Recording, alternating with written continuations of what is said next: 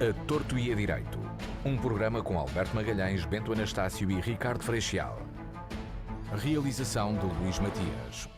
Muito boa tarde, bem-vindos ao A Torto e a Direito. Boa tarde, Alberto Magalhães, Bento Anastácio e Ricardo Freixal. Boa tarde, Luís Matias. Boa tarde. Espero que estejam com saúde, naturalmente. Por enquanto. Tudo rijo.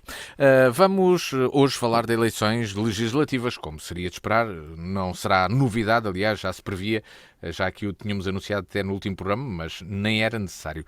Mas já lá vamos, já vamos entrar nos temas da agenda. Antes disso, partimos para as notas de abertura e é o Alberto Magalhães o primeiro a trazer notas de abertura que não estejam relacionados com este assunto. Ou não sei. Vamos lá. Não estão. Eu hoje quero celebrar a contínua e criativa reinvenção da língua portuguesa, que já era notável, mas ficou ainda mais notável com o Acordo de 1990, o chamado Acordo Ortográfico, mas também é um acordo fonético, porque nós conseguimos transformar acordos ortográficos em acordos fonéticos na maior das calmas.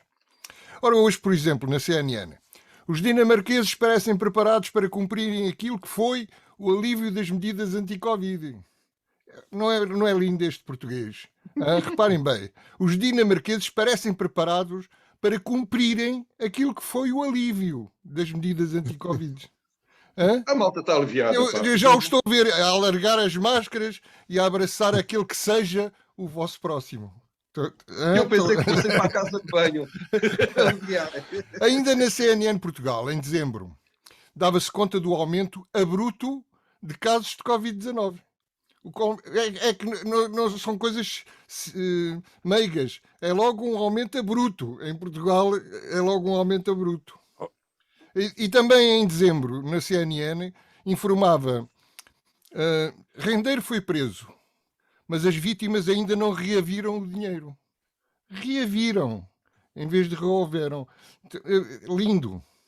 O diretor da PJ, por exemplo, a propósito também do Rendeiro, dizia assim: estamos habituados a ir buscar presos ao estrangeiro e faremo-lo mais uma vez.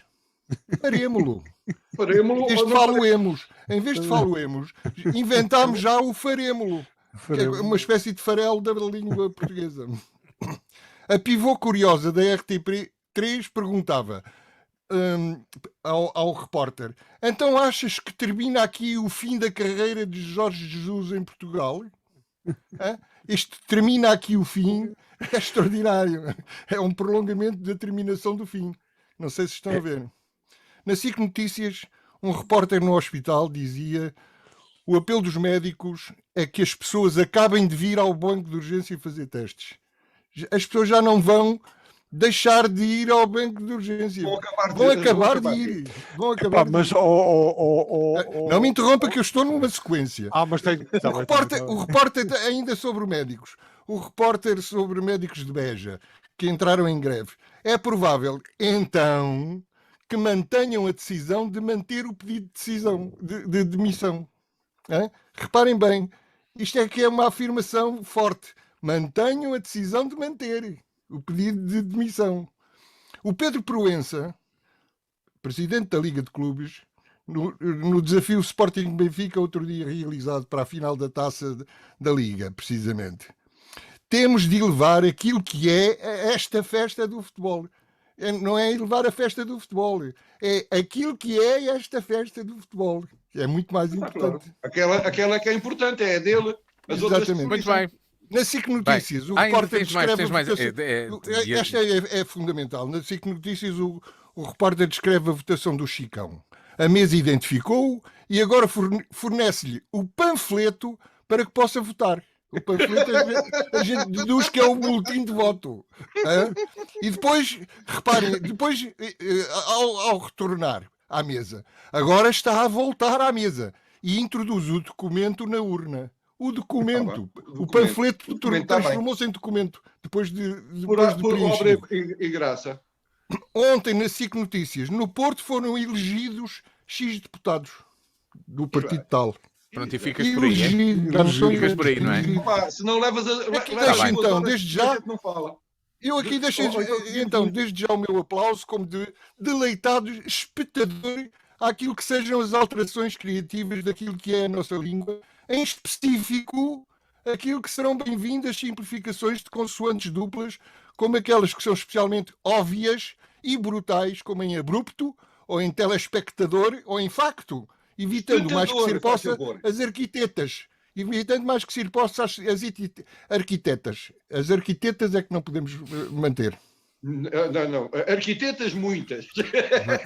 Bem, da nota de abertura do Alberto Magalhães, esticada, passamos para o Bento. Bento Anastácio, boa tarde, bem-vindo. Nota para a abertura do programa de hoje. Boa tarde. Eu não sabia muito bem o que é que havia de trazer hoje para nota e fui a das coisas que eu gosto, que é o desporto automóvel, e tudo isto tem a ver com as novas formas de mobilidade. Eu já tenho dito aqui que para a mobilidade não acredito muito no elétrico, que não seja como suporte de um outro motor. E vou-vos trazer aqui dois ou três exemplos do que poderá ser, de facto, uma mudança de combustíveis de forma realista nas nossas estradas. Já que, como disse aqui algumas vezes, eu não estou a ver como é que se alimenta um motor elétrico de um barco que vem de Hong Kong até Sines, a parar pelo meio para para ser carregado num painel solar qualquer. Portanto, isso não funcionará de forma nenhuma, e tenho dito aqui que várias vezes que a solução passará pelo hidrogênio ou por outros combustíveis que não acabem com o motor de explosão. E nada como o desporto automóvel para testar as novas formas tecnológicas na mobilidade. E dizer-vos que, pronto, para quem é habituado a estas coisas dos automóveis, normalmente sabe que no Dakar há uma classificação para os Kamaz, que é uma máquina, passa a publicidade, e depois há para os outros. E nos outros, este ano ficou à frente um caminhão a hidrogênio, que fez toda a sua prova, e não é fácil fazer uma prova como a Dakar, como toda a gente sabe, e aí se testam, e o desporto automóvel serve precisamente para isso, para testar, para trazer inovação à vida do dia, do andarmos por aí todos, não é? E o que é facto é que o belo do caminhão a gás foi não só o primeiro não Kamaz, como fez toda a sua prova sem qualquer tipo de problemas. Junta-se a isto também que não tem nada a ver com o carro híbrido que ganhou também provas porque tinha um motor convencional que depois alimentava o elétrico, mas outra coisa que tem a ver com o combustível testado em provas automobilísticas. Trata-se de um combustível sintético, sem nenhum hidrocarboneto natural, ou seja, sem qualquer uso de produto fóssil, mas é um biocombustível que faz lembrar um pouco o Regresso ao Futuro, no último episódio, quando lá o cromo tira o lixo e põe no carro. Grande parte é do lixo, o resto são produtos químicos sem origem fóssil, o que denota que, de facto, há alternativas ao combustível fóssil, mantendo os motores a explosão.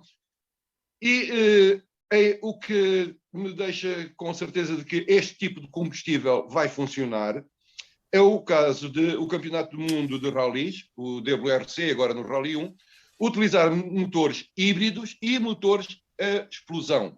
O motor a explosão é um motor com um combustível sintético, portanto, um combustível sem causar efeitos de estufa. Uhum. e sem esses problemas. Não andamos a inventar questões muito complicadas, apesar de ter um motor também elétrico, com uma bateria, obviamente. E eu sempre disse aqui que o que me mais preocupava em termos ambientais e que preocupa muito mais do que hoje os carros a gasóleo são os carros elétricos e o que vai ser feito das suas baterias e, já agora, a eletricidade, de onde é que ela provém. Portanto, deixarmos de pensar que a solução, o automóvel elétrico, é a solução do futuro, não é. Eu penso que neste momento que é uma questão de marketing pura e simples. E pronto, isto foi só um bocado de desporto automóvel para entrarmos noutra onda a seguir. Percebo. Desanuviar um pouco, porque daqui a bocadinho a gente vai chatear-se. Percebo. Ricardo Freixal, boa tarde, bem-vindo. Nota de abertura no programa de hoje. Boa tarde, Luís Matias, boa tarde, Bento Anastácio, Alberto Magalhães e muito boa tarde também aos nossos ouvintes. Eu não resisto a esta introdução do Alberto Magalhães. Não é para apontar erros de ortografia, nem pouco mais ou menos, mas é para desanuviar um bocado, que o ambiente não está muito nublado, mas para desanuviar um bocado de frases, e eu em tempos, isto é com todo o respeito para a minha condição de docente e dos alunos de quem sou docente, mas uma vez um aluno num exame na época normal não estava preparado e escreveu na primeira, quando seria para responder à primeira questão, respondeu: professor, peço desculpa, não estudei o suficiente e não estou preparado para esta prova, vou desistir. Prometo estudar, vir cá no exame de recurso e tirar uma das melhores notas do curso. Portanto, há sempre uma forma diferente de encarar as coisas e, portanto, o acordo ortográfico proporciona-nos também, às vezes, esse tipo de situações. Bom, o Bento diz, vi-me aqui à rasca para achar tema para a nota de abertura. Eu já disse aqui uma vez isso, quando estamos à rasca para achar nota para falar, para tema de conversa, falamos do tempo. Nada. E nós aqui em off, tínhamos estado a comentar, e o Bento e com o Luís Matias também, sobre o tempo, de facto. Não é sobre o clima que eu vou falar, é sobre o tempo que está a fazer, não é? E relativamente aos tempos que está a fazer, começa a preocupar-nos. Nós olhamos para o tempo normalmente, devemos olhar para o tempo enquanto cidadãos sob duas perspectivas. A primeira é aquela que tem que ver com a questão hidrológica, ou seja, a quantidade de água que as barragens têm capacidade e a quantidade que elas vão assegurando da água que vai chovendo durante a época das chuvas.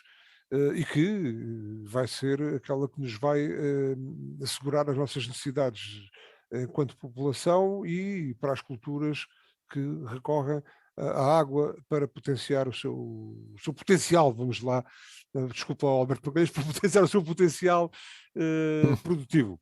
A outra questão é a questão, e as barragens por vezes enchem, imagine-se, podem encher em março, podem encher em abril, não há problemas com isso. A outra questão é a questão do tempo que vai fazendo e que pode eventualmente beneficiar ou ser favorável ou desfavorável do ponto de vista agronómico para o desenvolvimento das culturas, sobretudo as culturas anuais, porque as outras têm mais capacidade de resistir a stresses.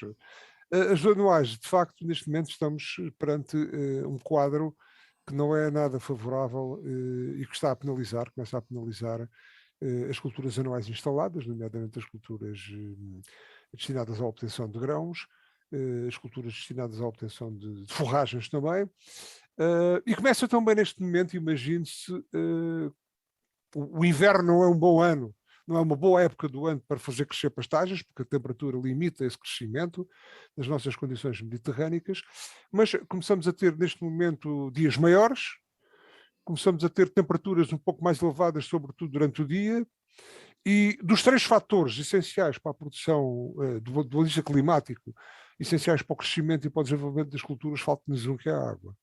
Portanto, começamos a ter mais temperatura, começamos a ter mais radiação e temos neste momento a água à superfície do solo está em déficit e, portanto, não está a permitir que as culturas cresçam e se desenvolvam. E, portanto, oxalá que amanhã é o dia de Nossa Senhora das Candeias e a sabedoria popular nestas questões do tempo diz que se a Senhora das Candeias sorrir, está o inverno para vir. Se a Senhora das Candeias chorar, está o inverno a abalar. Eu estive a ver as previsões do tempo e não dão chuva para amanhã, ou seja, a Senhora das Candeias vai sorrir. Oxalá que o inverno esteja para vir e que venha quanto antes. Sim, para nós, é uma questão das nossas necessidades essenciais no que diz respeito ao consumo de água para a população em geral. Esse estará, enfim, assegurado, porque felizmente temos quase repleta, Alqueva está quase repleta, mas do ponto de vista agronómico faz falta água e portanto oxalá que ela não tarde em vir. Não é? Bem, amanhã, dia de Nossa Senhora das Candeias, realmente prevê-se que sorria sim, Bento, para entrarmos na agenda. Só agora, porque lembrei-me, rapidamente. por isto que disse o Ricardo, para responder aqui a umas perguntas que me foram feitas ou sobre eu ter falado em relação à Ucrânia, em relação à comida, e dizer que, de facto, um dos fatores para que haja comida é termos terra que produza. E a esses meus amigos direi apenas que, por mais tecnologia que exista, por mais ciência que se aplique, no cume dos Himalaias ou no alto dos Pirineus, jamais se poderão produzir alimentos suficientes para dar de comer às pessoas. Era só esta nota que queria aqui deixar Muito aos bem. nossos ouvintes Bem, que me questionaram. Neste A Torta e Direito de 1 de fevereiro vamos falar das legislativas. Ora, o PS conquistou a maioria absoluta. E quem é que esperava isto? Presumo que ninguém. No distrito de Évora, o João Oliveira não foi eleito. É a primeira vez que o PCP não consegue eleger um deputado aqui no distrito, desde que há eleições, naturalmente. Ora, Alberto Magalhães, começo por ti. O que é que aconteceu? Se calhar começamos com uma visão mais macro, mais do país, e depois, numa segunda volta, podemos falar dos resultados mais próximos aqui no distrito de Évora e no resto do Alentejo. Mas o que é que aconteceu, na tua perspectiva, para que o PS tivesse maioria absoluta? E que não estivesse assim a ver-se? Digamos assim. Não estivesse a antever, não é? O grande estratega, maravilhoso estratega António Costa, esteve lá perto de prever, porque na primeira parte da campanha fartou-se de apelar à maioria absoluta. Portanto, é porque estava a antever a possibilidade de ganhar a maioria absoluta. Depois talvez tenha percebido que, apelando à maioria absoluta, perdia a maioria absoluta. E então deixou de apelar à maioria absoluta para ganhar a maioria absoluta. Confusos? Também eu. Mas o gênio estratégico do Costa é assim, deixa-nos completamente confusos. Bom, eu acho que, em primeiro lugar, houve uma grande bipolarização, mas foi uma mobilização à esquerda. À direita não houve concentração de votos, não houve voto útil, mas houve voto útil à esquerda. E o voto útil à esquerda foi facilitado por duas coisas, na minha opinião. O medo do regresso do fascismo. O Rio não se demarcou muito bem do Chega. Nos últimos 2 dias de campanha, aliás, cometeu o erro de até baixar a guarda e quase que admitir conversações a sério com o Chega. E, por outro lado, o medo do regresso do fascismo mobilizou muito espírito ingênuo da extrema-esquerda, dos eleitores habituais da extrema-esquerda, que sonham com o regresso do fascismo para se tornarem uns antifascistas a sério. Depois, outra coisa que facilitou o voto útil à esquerda foi o castigo imposto ao Bloco de Esquerda e ao PCP pelos seus eleitores, ou por uma grande parte dos seus eleitores. No Bloco de Esquerda foram quase 3/4, por causa do chumbo do orçamento. Porque uma coisa é vir dizer que o António Costa é que quis o orçamento chumbado, mas das duas uma. Ou o Bloco de Esquerda e o PCP são dirigidos por uma cambada de lorpas e de idiotas inúteis, ou idiotas úteis para o Costa, ou então quiseram mesmo derrubar o governo. Ao centro-esquerda, a coisa correu mal também a Rui Rio e bem a António Costa. Ao centro-esquerda? Sim, ao centro-esquerda. Okay. Ao centro-esquerda. O Rui Rio queria ir buscar votos ao centro-esquerda, mas a coisa correu-lhe mal porque a governabilidade e a estabilidade, ou seja, a evolução na continuidade, dava cartas e, portanto, o Costa predominou. E muitos teriam votado num governo PS com o apoio do PSD, não teriam votado na maioria absoluta, mas as pessoas, quando votam, não votam na maioria absoluta, votam num determinado partido e muito provavelmente, sem quererem maioria absoluta, muita gente acabou por dar a maioria absoluta ao PS, porque queriam um governo provavelmente do PS com o apoio do PSD, um governo ao centro. Muitas pessoas terão votado no PS com essa intenção, mas acabaram por dar a maioria absoluta ao PS. Em relação à direita, o voto útil foi muito dificultado. Porquê? Primeiro pelo posicionamento ambíguo de Rui Rio, que umas vezes dizia ser de centro-esquerda, outras vezes dizia querer o voto da direita. E que nunca pediu por causa disso e por não conseguir mentir. O Rui Rio é um político diferente da maior parte dos outros, é um político que tem dificuldade em mentir porque tem lá os filhos em casa a ver na televisão o pai e ele não quer passar por mentiroso à frente do pai. Eu acho, pelo menos é a imagem que eu tenho do Rui Rio, e portanto teve muita dificuldade. O Costa não tem filhos? Rui Rio tem. Mas não tem vergonha. Mas não ligou a isso. Acho que o Rui Rio sempre teve um posicionamento ambíguo em relação ao Chega, sempre teve em relação à direita, dizia-se de centro-esquerda, mas queria os votos da direita, e portanto houve um fraco apelo do Rui Rio ao voto útil, sem crença nenhuma, e além disso teve que se defrontar com a vitalidade e o entusiasmo de dois partidos novos e que estavam a tentar crescer, o Chega e a Iniciativa Liberal. E ficam por aqui por enquanto. Bento Anastácio, na tua leitura, o que é que aconteceu? Partilhas desta visão do Alberto Magalhães que houve eleitores assustados com o regresso do fascismo, que o ónus da vitória, ou o que está por trás da vitória por maioria absoluta do PS, está mais esta questão do Rui Rio não ser tão claro a mobilizar o eleitorado da direita, ou não? O Rui Rio fez uma campanha a Rui Rio e não lhe correu bem. Penso que a forma de fazer política do Rio não se coaduna com o que está a dar. Isto não quero dizer que tenha alguma coisa a ver com o Rui Rio, mas reconheço-lhe um valor, que é a frontalidade e é o estar-se nas tintas também um pouco para o politicamente correto. Isso, na política mainstream, traz chatices. E pronto, correu-lhe mal. Em relação ao PS, estava tão a contar com a maioria absoluta, eu e os outros, como com a chuva que está a cair neste momento, né? Mas ela apareceu.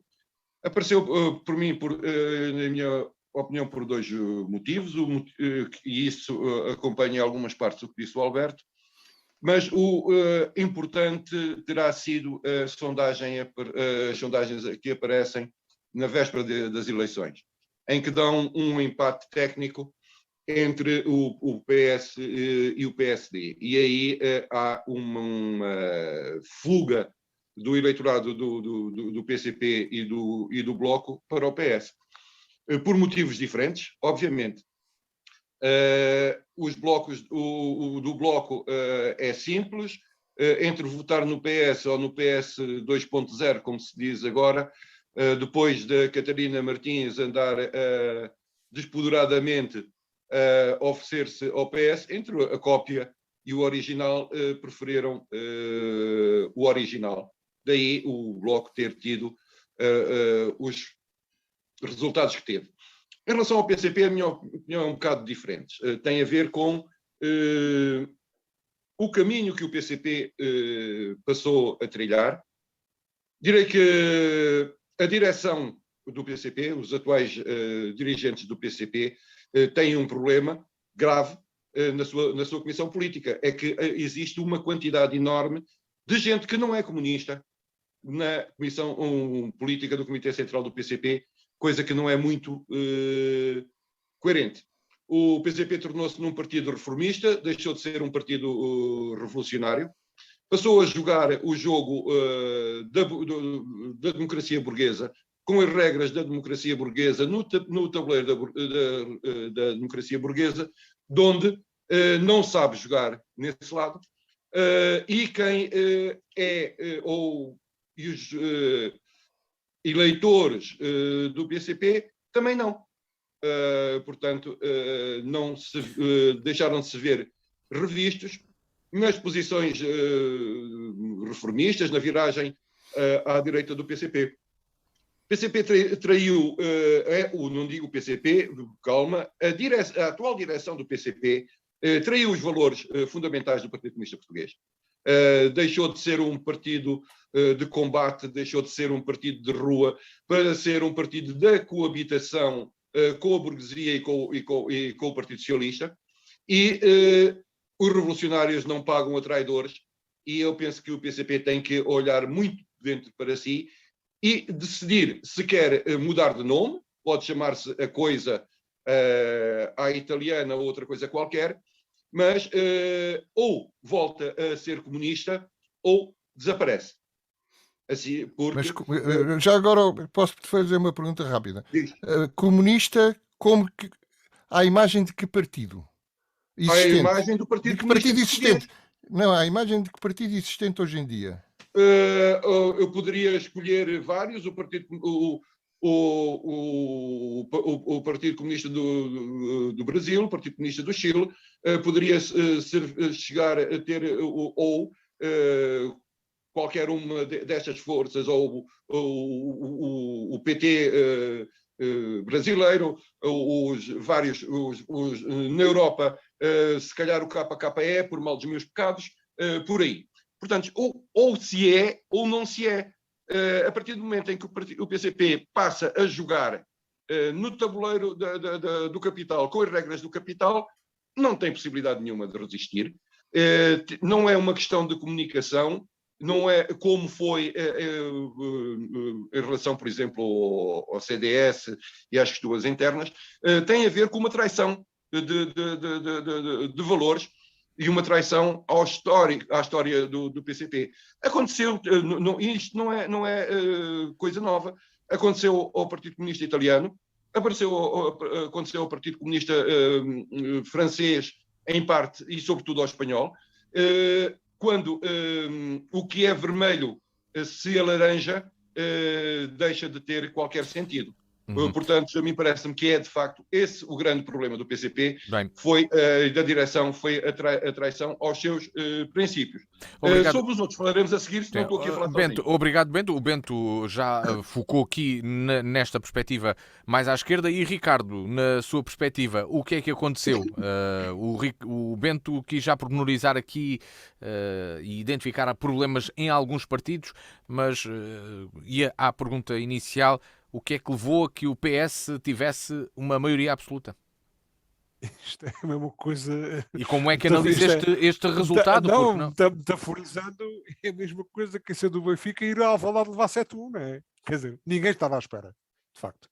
Portanto, nós dissemos aqui, eu lembro-me de quando tocámos aqui nas eleições, ter dito que de facto havia aqui uma série de indecisões que não sabíamos do que é que ia resultar.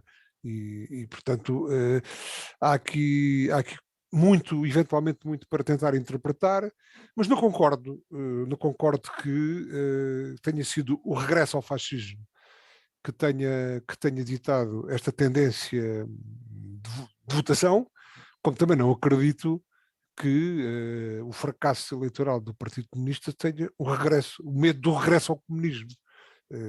Também não é.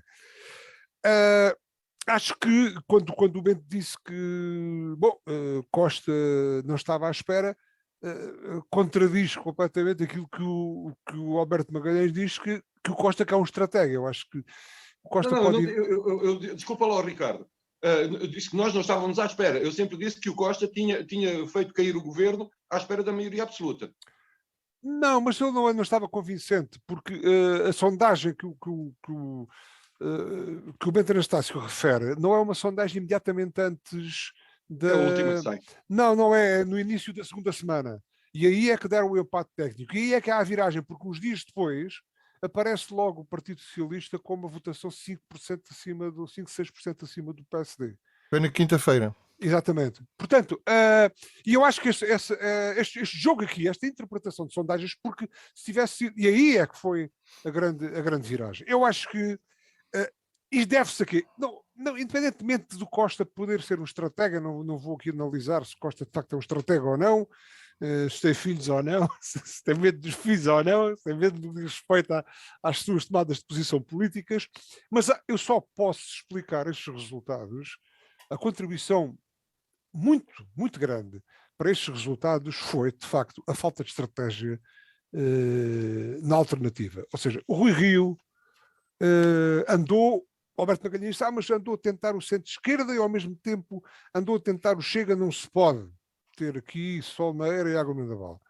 Não há rumo, não houve rumo político. Aliás, há muito tempo que eu tenho aqui dito que não encontro, ou por minha falta, ou por incapacidade minha de interpretação do rumo político de Rui Rio, se é que eu lutei, ou então não encontro em Rui Rio uma estratégia que não seja, bom, eventualmente, o estar ali na expectativa de um governo que podia não ser mau, entre o governo de bloco central mesmo puro, ali entre o PS e o PSD. Ele não enjeitaria tudo isso. E isso penalizou bastante, ou seja, neste momento, quer queiramos, quer não, há aqui tendência para uma polarização, uma bipolarização nesta política em Portugal. Quer queiramos, quer não. Porquê? Porque ou se cria que o Partido Socialista continuasse com geringonça, ou seja, geringonça, ou com diversos tipos de geringonça possíveis, continuasse a governar, ou então não se cria e tinha que se ter uma alternativa diferente. E aqui ficámos no ninho, porque de facto faltou-nos aqui um pouco de estratégia política de Rui Rio. E depois outra coisa, concordo, isso ou entra-nos pelos olhos adentro, que houve nitidamente uma votação de utilidade à esquerda, ou seja, esta maioria do Partido Socialista é uma votação à esquerda, portanto faz do Partido Socialista, o Partido foi buscar um leque de votantes à esquerda, e aqui houve de facto condições para que isso tivesse acontecido, à custa do Bloco de Esquerda, à custa, não sei se de alguma forma à custa da CDU, do PCP principalmente, e na direita, isso não, à direita do Partido Socialista isso não aconteceu. Porquê? Porque de facto o Chega cresceu, houve uma dispersão de votos, a Iniciativa Liberal cresceu, e a Iniciativa Liberal só cresce porque de facto o PSD está frouxo. Não há do PSD uma luz, um carisma, um líder, porque senão a Iniciativa Liberal não tinha crescido, porque quanto a mim, eu continuo com esta convicção, que me perdoem as pessoas da Iniciativa Liberal e dos votantes da Iniciativa Liberal, foram apanhar a parte descontente que não se revê no PSD e que não tem, naturalmente, albergue político no CDS, porque esse esvaziou-se do ponto de vista político, está vazio do ponto de vista político. Aliás, é aquilo que vai acontecer também, com certeza, já vamos falar disso na segunda ronda, porque Évora é um caso paradigmático, de mudança de paradigma nítido, é um virar de página, finalmente, porque não há aqui também no PCP, independentemente das pessoas, do politicamente, eu acho que o Partido Comunista, à semelhança da maior parte dos partidos comunistas por essa Europa fora e por esse mundo fora, não têm espaço político. Estão com pouco espaço político de intervenção. E esse é o problema. E depois insistem no determinado tipo de linguagem que não está adaptado aos tempos, porque os tempos mudaram e, ao contrário daquilo que o Bento diz, nós queremos... Não é uma questão de não termos comunistas puros, não. O que há neste momento são ideias transversais aos vários quadrantes que fazem com que as pessoas possam ser mais voláteis no seu sentido de voto.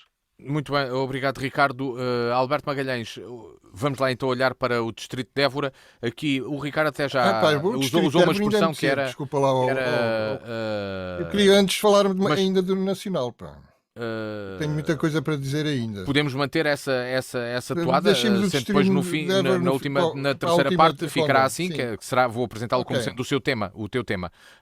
Mas tudo bem, mas sobre o Nacional, então, o que é que tanto o Ricardo como o Bento levaram aqui muita conversa para a ação à esquerda e que terá levado mais o PS a conseguir uma votação superior e esta maioria absoluta.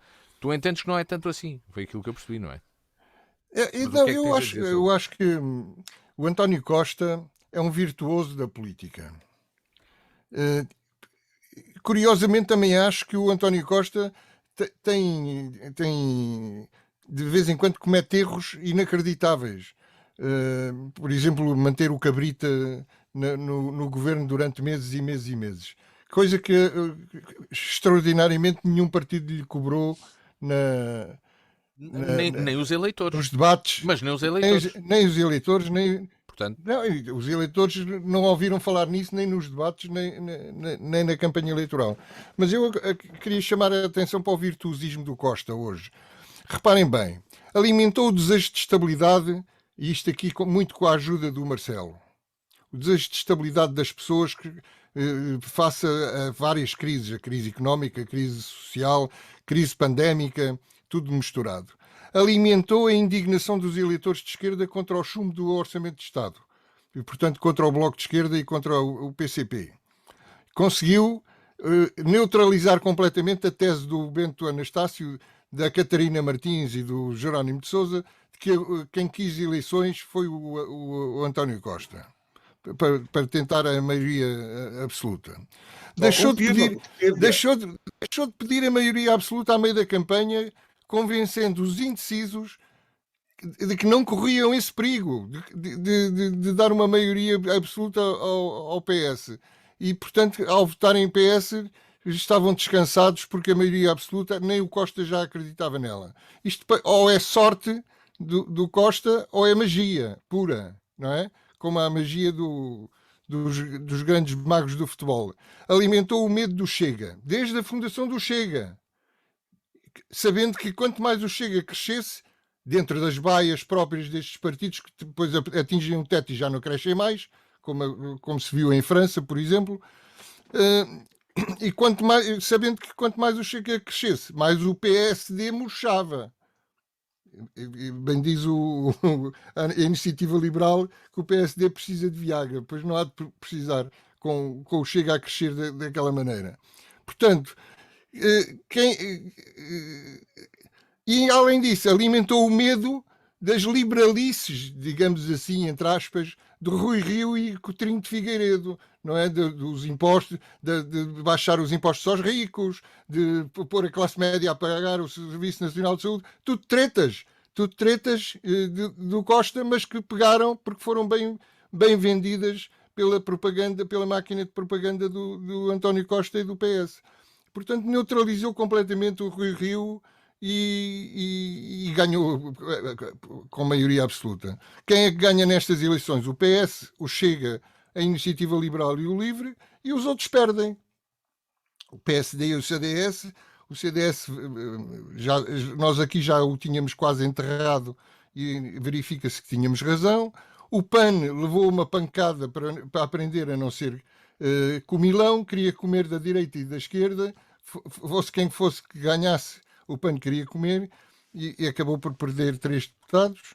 O Bloco de Esquerda e o PCP, como eu disse ainda há bocadinho, são os principais idiotas úteis.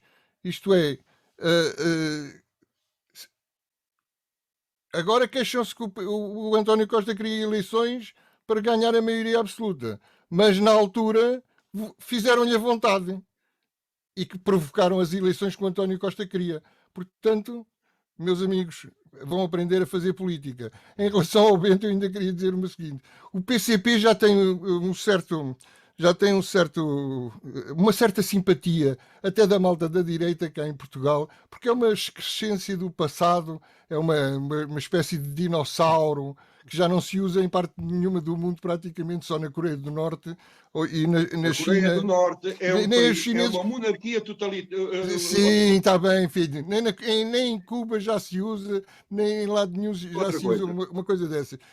Os chineses até se ririam se ouvissem o Bento a falar.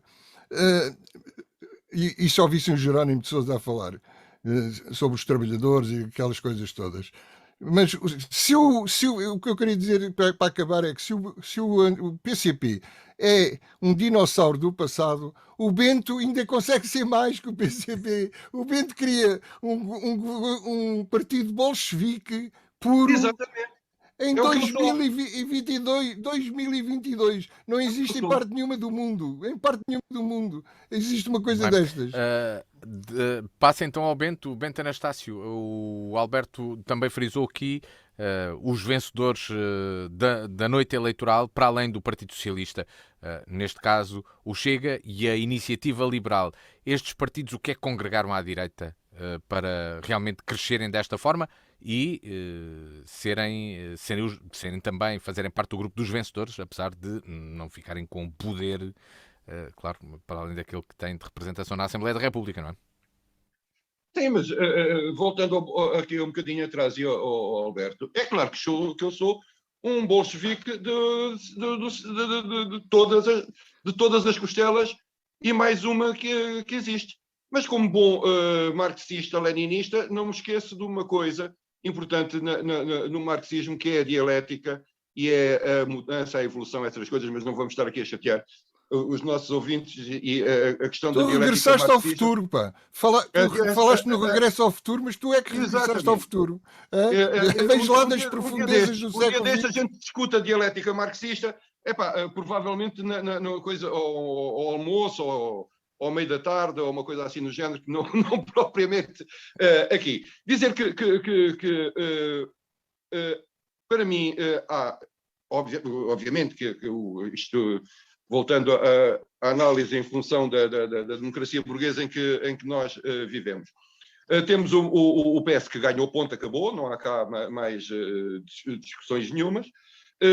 O PCP que perdeu as eleições e o Bloco. Nessa também não há dúvidas nenhumas, e passado 2 minutos os líderes do PCP e do Bloco estavam a dizer isso. Desapareceu uma coisa que nunca existiu, por ambíguo que pareça. Desaparece o PEV, que é uma verde coisa... por fora e vermelho por dentro. Verde por fora e vermelho por dentro. Não é por isso, não é um problema ser verde por fora e vermelho por dentro. Foi um partido que nunca existiu, que poderia ter ocupado um espaço importante em Portugal e nas lutas ecologistas, etc. Mas não, foi apenas e só uma direção regional do PCP, apenas um órgão que depois se automatizou e se autonomizou, etc, etc. Portanto, o PEV é uma coisa que... Autonomizou-se há muito pouco tempo. Autonomizou-se há muito pouco tempo. Nunca se... Não, autonomizou-se... E muito relativamente. Legalizou-se, porque quando esteve para se separar do PCP, o PCP chegou lá e mudou a direção do PEV. Eu posso dizê-lo agora, porque já foi há muitos anos, e eu fui um dos que foi convidado para ir cumprir essa tarefa que recusei. Mas isso agora não veio a propósito. O CDS desaparece, como desapareceram as democracias cristãs por essa Europa fora. Se nós olharmos para a Itália, onde foi um dos sítios onde a democracia cristã era, de facto, o partido base dessa coisa, hoje não. A democracia cristã desapareceu em Itália, a democracia cristã desapareceu em muitos sítios, um deles, obviamente, em Portugal, com o desaparecimento do CDS. O CDS tem, de facto, umas raízes implantadas, tem câmaras, tem vida além do Parlamento, coisa que não tem a Iniciativa Liberal nem o Chega. E não podemos dizer que a Iniciativa Liberal e o Chega sejam a mesma coisa. São coisas completamente diferentes.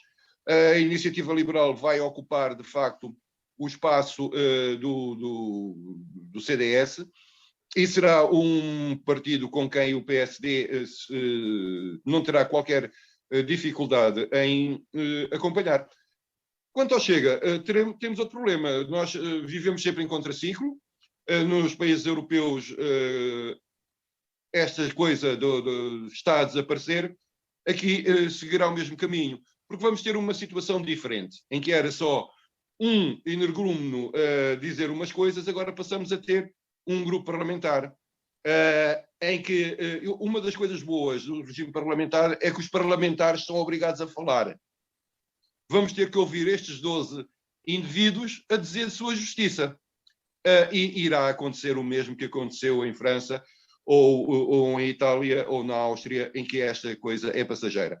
O Chega é um fenómeno passageiro, a Iniciativa Liberal é um fenómeno que veio para ficar. Uhum. É isto Bem, e por aqui ficarei para já. Sim, e temos de acelerar, mas vou dar o mesmo tempo ao Ricardo Freixal, naturalmente. Menos mal, que menos mal. estamos, mas Ricardo, como estas questões à direita, tanto o Chega como a Iniciativa Liberal, partilha desta visão de que, do Bento, em que a Iniciativa Liberal, sim, é um partido que veio para ficar, enquanto que o Chega é um fenómeno mais passageiro, como se tem verificado noutros países europeus, com a queda que se tem verificado nas intenções de voto e na representação nos parlamentos, por exemplo, na Holanda, na França, como o Bento aqui frisou, também na própria Áustria. Não tenho a certeza, porque parece-me que cada vez mais há menos espaço para uma grande tendência, para que tendencialmente surjam ideias tão diferentes que justifiquem a fixação de eleitorados a muitas cores políticas, vamos lá. Portanto, não é que eu acredito que a tendência seja para a bipolarização, mas tendencialmente será, porque... Não é isso que acontece no resto da Europa. Que não é? No resto da Europa há cada vez mais partidos. Parece-me que eventualmente nascerão formas diferentes de interpretar tendências, que é uma coisa que pode não dar origem a partidos com eleitorados fixos. O que há cada vez mais são as tais ideias que são transversais às diversas correntes, eventualmente aos diversos quadrantes, e isso tende a tirar espaço político, como bem disse, por exemplo, ao CDS, independentemente dos seus defensores, e tende a tirar espaço político também, como tirou aqui ao PC, ou seja, o PCP hoje em dia não tem espaço político para ser a mesma força partidária que foi nos anos idos em Portugal do PREC do 74-75, quando teve alguma implantação e onde teve a sua maior expressão em termos de votação, que foi 14 ou 15% mesmo assim. E hoje em dia a conjuntura é completamente diferente e, portanto, quando os comunistas que representam o Partido Comunista não têm capacidade para se adaptar a esta nova conjuntura, a esta nova verdade política, vamos lá, o partido sofre porque não há, de facto, eleitorado que aguente a mesma dialética, inclusive o mesmo tom de voz, com todo o respeito, mas eu quase que sem um olhar já sei quem é que está a falar, porque há aqui uma cartilha, não é uma cartilha, mas há aqui uma elite política no Partido Comunista que não foge, que não tem capacidade de se adaptar à nova realidade política que temos hoje. E também não acredito que... Bom, a ideia liberal, a ideia de política, de liberalismo, pode permanecer, existe, já não é nova, não é de agora, não é da Iniciativa Liberal, não nasceu com a Iniciativa Liberal, mas não acredito que dali nasça um partido com grande capacidade de ter uma expressão muito para além daquilo que conseguiu. A não ser que isso também acontece. Para o futuro, ouça, como resultado destas eleições, o desnorte no principal partido à direita do PS vai ser enorme. Eu não vejo no Partido Social Democrata, neste momento, maneira de dar volta a esta situação, porque não vejo ninguém com carisma, não vejo ideia, não vejo rumo, aliás, como não vejo há muito tempo. E disso não concordo. Acho que o Costa terá a estratégia que terá, mas isto caiu-lhe quase que, não lhe terá caído totalmente do céu, mas beneficiou de uma conjuntura extraordinária que nem ele sequer estava a contar com isso, penso eu. Quer dizer, houve aqui uma mobilidade do eleitorado que conduziu, porque ele não tem estratégia para dizer, e tal, não vou aqui pedir a maioria absoluta, porque se calhar as pessoas com medo não me dão, e assim se eu não disser vão dá-la. Ouça, Alberto Magalhães, parecemos nós aqui... Foi o que ele fez. Nada, não, ele não fez, mas foi o que ele fez. Nada. Caiu-lhe assim. Você está a descrever o que ele fez. Caiu-lhe aqui. Nós estamos aqui, parecemos os comentadores da bola a analisarmos as jogadas depois de elas terem acontecido há 2 dias. Isso é que nós estamos aqui a fazer, porque eu acho que não foi isso que aconteceu. Acho que foi uma conjuntura que calhou assim. Mas, de facto, nunca passou pela cabeça que estes resultados eleitorais pudessem ter acontecido.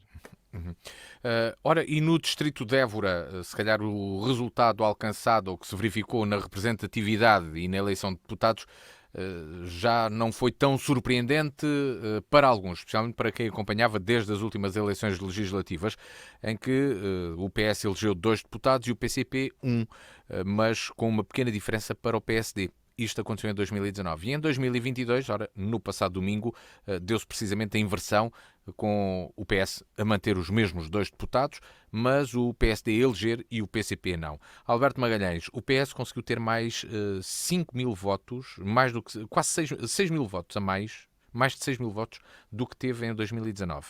O PSD teve mais 4 mil e o PCP menos 2.500. Que análise fazes tu sobre esta escolha, sabendo, por exemplo, que no caso do PCP, o João Oliveira era uma figura mediatizada, conhecida da população pela sua ação e importância na bancada parlamentar do PCP. É verdade, o que quer dizer que o voto útil e o voto contra o PCP de muitas pessoas que provavelmente não iriam votar no PS ou se abstinham, mas que foram votar no PS utilmente, para que a direita não ganhasse o poder, foi decisivo. Sabes o que é que me apetece dizer? O que me apetece dizer é que o país precisa, no futuro, apetece-me falar do futuro, o país precisa no futuro de um bloco central. Um bloco central em que o PS e o PSD cheguem a acordo para fazer reformas em várias leis que bem precisam de reformadas. Uma delas é a lei eleitoral. Reparem bem, aqui, como tu disseste, houve 3 deputados eleitos pelo distrito de Évora, 2 do PS e 1 do PSD. Quem quisesse votar no Bloco de Esquerda, quem quisesse votar na Iniciativa Liberal, quem quisesse votar no Livre, quem quisesse votar noutros partidos pequenos, do PAN, por exemplo, valeria a pena votar nesses partidos. Quem votou nesses partidos ganhou alguma coisa com o seu voto? Nada.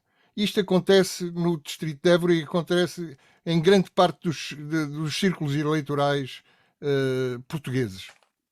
Ou seja, só os 2 ou 3 maiores partidos, aqui com a idiosincrasia do PCP ser o terceiro aqui no Alentejo, ou o segundo às vezes, e em alguns sítios o primeiro, mas tirando essa idiosincrasia, o que é certo é que só 2 ou 3 partidos em cada círculo eleitoral vale a pena votar neles, porque nos outros são votos perdidos.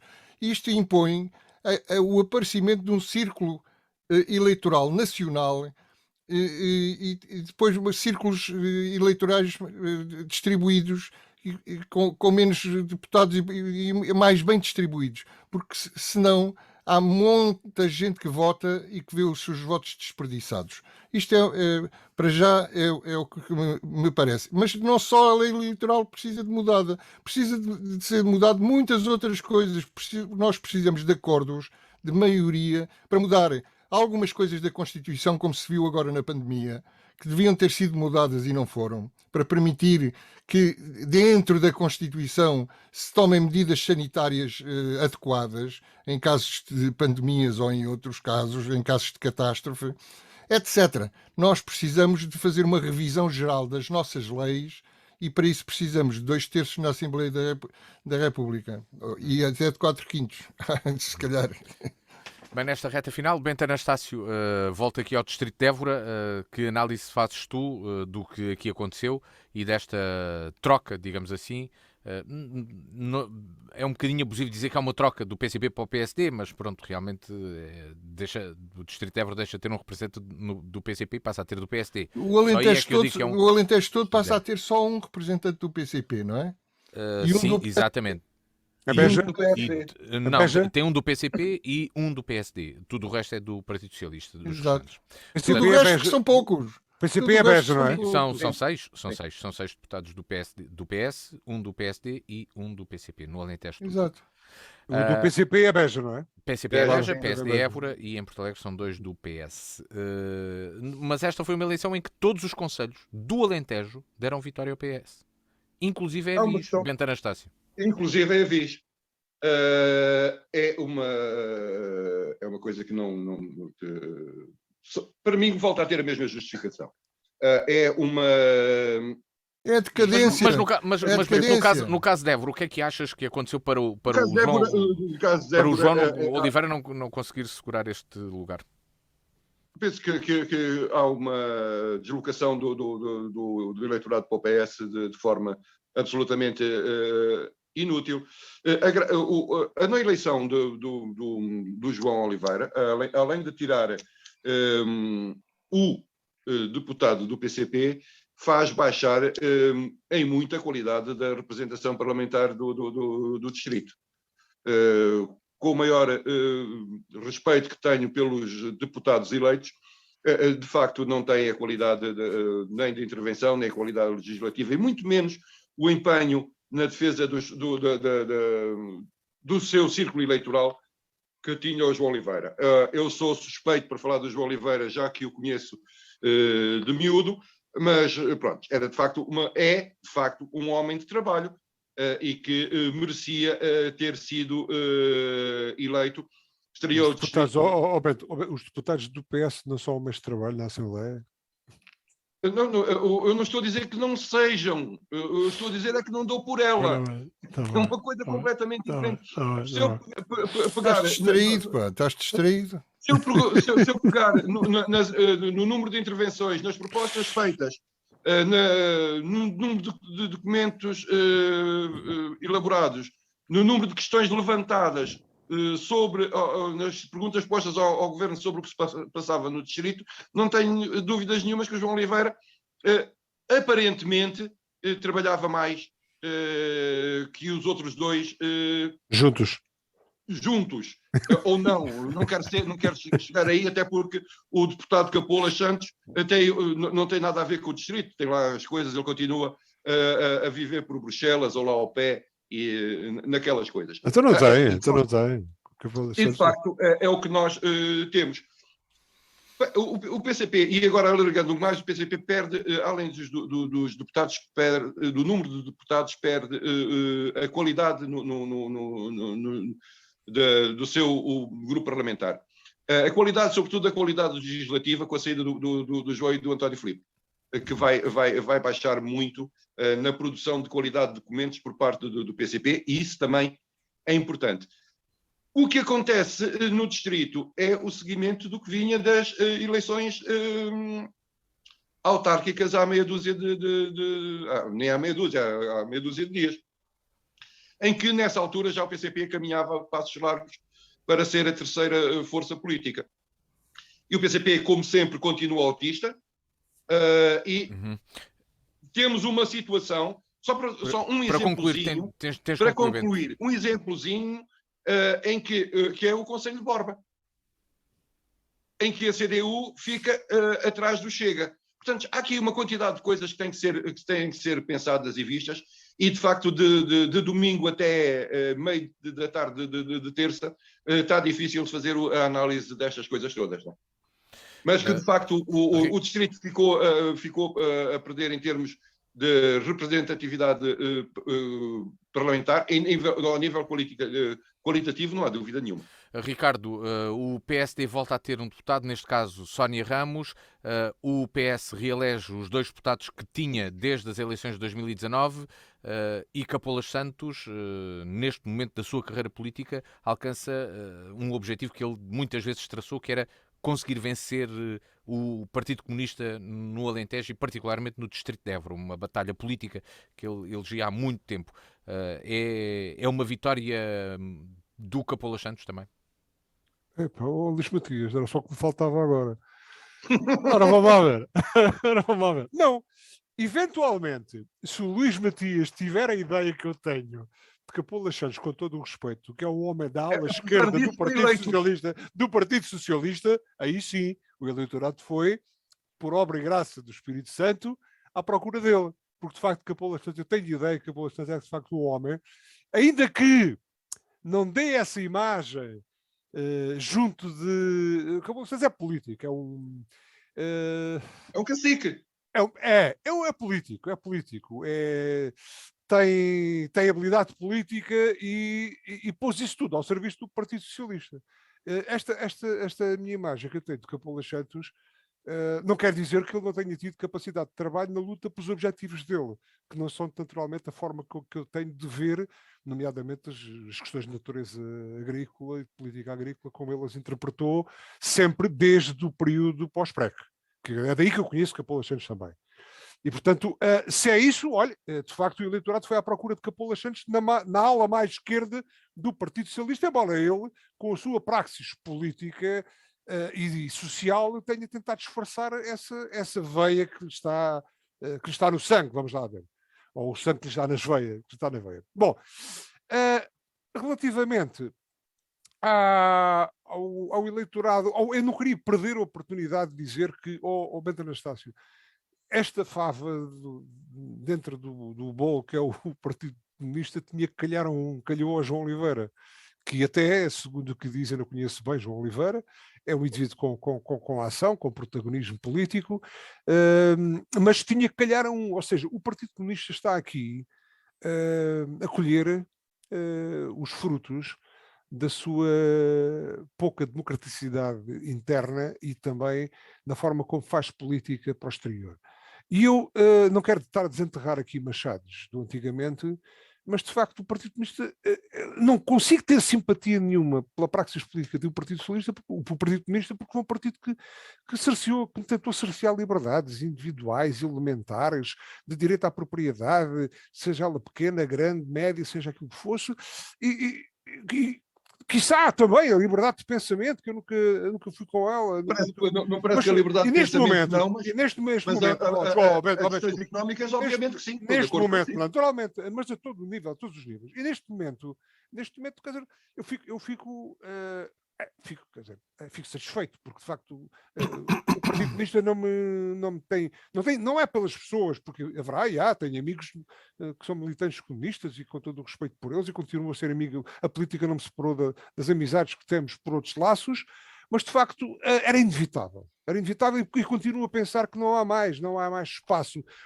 Não foi por acaso que o Bento falou da Viz. O Partido Comunista perdeu tudo aquilo que era a capacidade de implantação que o Partido Comunista teve no período pós-25 de Abril e antes do 25 de Abril também. Porque a realidade social, económica e política é outra. E isto era inevitável. Portanto, ou de facto se adapta na forma de fazer política, na forma de estar na política, ou então terá eventualmente estará o seu conteúdo de intervenção praticamente esvaziado, como aconteceu, por exemplo, ao CDS. E a questão foi outra, a questão do CDS foi outra. Não foi tanta falta de quadrante ou de espaço político. Não, há ali houve ali uma série de coisas pelo meio e não foi este último presidente do CDS que foi culpa disto. Já vem de trás, não é? Já vem de trás. Enfim, agora daqui para a frente, olha, enfim, e assim temos de terminar. O que é que vai acontecer? Assim temos de terminar. Bem, chegamos ao final do A Torto e Direito. Para a semana continuaremos certamente a falar de política, mas não só, daquilo que acontece, e há muito para falar, porque também há que perspectivar o futuro. Abro já a porta para algo que possa acontecer dentro de uma semana e que, curiosamente, hoje o Alberto já quis aflorar, mas podemos abordar questões como essas, que é o que vai ser um futuro governo do Partido Socialista com maioria absoluta, caso existam mais desenvolvimentos. Luís Matias, temos quase 72 horas de maioria absoluta e chover nada, não é? Chover nada e amanhã e chover nada, exatamente. E amanhã as candeias vão sorrir. Vai ver. Se calhar as coisas mudam. As coisas estão a aquecer na Ucrânia. É verdade. Vamos terminar o A Torto e Direito de hoje. Voltamos de hoje a uma semana, então, aqui à DNFM, e para ouvir na versão podcast em dnfm.com, tal como na versão de vídeo. Boa tarde. Boa tarde. A Torto e Direito. Boa tarde. Um programa com Alberto Magalhães, Bento Anastácio e Ricardo Freixal. Realização de Luís Matias.